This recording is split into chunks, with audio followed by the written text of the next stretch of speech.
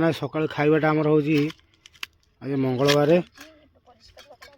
आलू चकड़ा टी हम कलरा भी टी अच्छी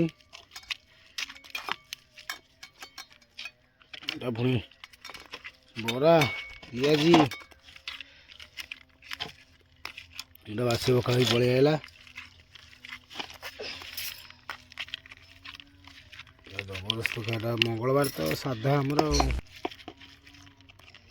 आईस नुह साधा पूरा देसी खाद्य पूरा भात खिया हम पखाड़ भात सका सका बासी पखाड़ ये खाइबनी खाली आई हाथ में बस जमा खाइबनी ये कहनी क्या पखाड़ भात देखे कमी पखाड़ भात आज पूरा देसी पखाड़ आमर तो आज पूरा साधा आज आम लुण टे पका चकड़ाटा भी रेडी सका पखाड़ खाया मजा नु बासी पखाड़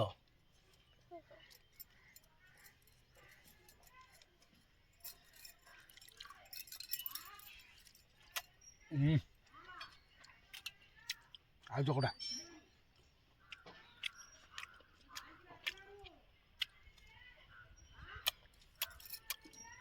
सकाल खाते आम पखाड़ गरीब लोक ना आम पखाड़ आ रोची दी नेक्स्ट वीडियो देखी।